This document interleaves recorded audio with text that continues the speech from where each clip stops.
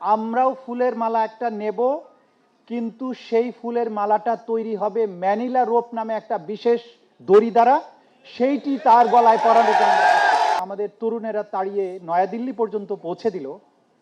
তাদের আস্ফালনটা এমন পর্যায়ে গিয়ে পৌঁছেছে যে আজকে তারা হুমকি দেয় এত তারিখে ফেরত আসবো, অত তারিখে ফেরত আসবো, এবং ফেসবুকে সোশ্যাল মিডিয়াতে জুলাই সিডিআই লিখে তারা ভরে ফেলছে।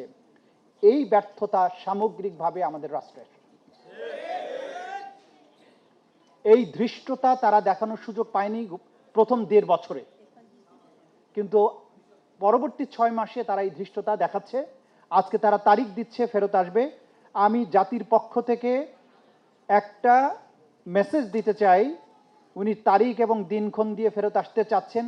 অনেকেই ফুলের মালা নিয়ে অপেক্ষা করবেন বলেছেন।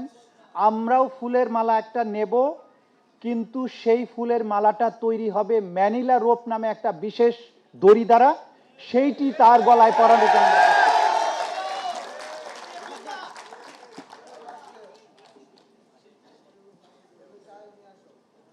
দেখুন, জুলাইয়ের যে মহাকাব্যিক বিপ্লব, প্রথম দিন থেকে সেই তদন্ত প্রক্রিয়ার, এই মানবতা বিরোধী অপরাধের তদন্ত প্রক্রিয়ার সাথে সরাসরি সম্পৃক্ত থাকার কারণে আমি শহীদ পরিবারদের বেদনার বহু কাহিনী সরাসরি শুনেছি, দেখেছি, এবং দায়িত্ব গ্রহণের পরে প্রথম দিন আমি হসপিটালে ছুটে গিয়েছি।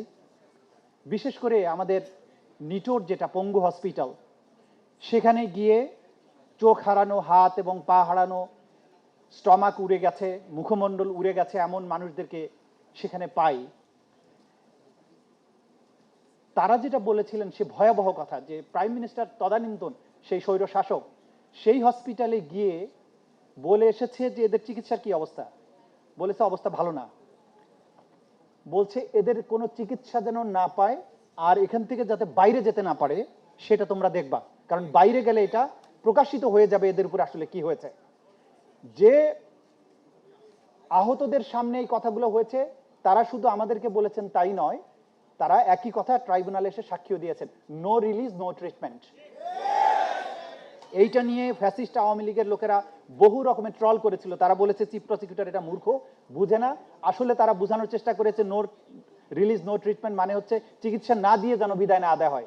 কিন্তু সাক্ষীরা এসে সুস্পষ্ট করেছে যে আমার পায়ে পচন ধরেছে, অসহনীয় যন্ত্রণা হয়েছে, অপারেশন করা দরকার, অপারেশন করেনি, ড্রেসিং এর নামে আমাদেরকে কষ্ট দিয়েছে।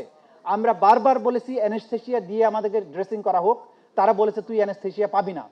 এবং আমরা যখন বলেছি আমাদেরকে আল্লাহর রাস্তায় মাফ করে দেন, আমরা এখান থেকে অন্য জায়গায় চলে যাব, বলছে প্রধানমন্ত্রীর নির্দেশ আছে, এখান থেকে তোরা বেরো হতে পারবি না।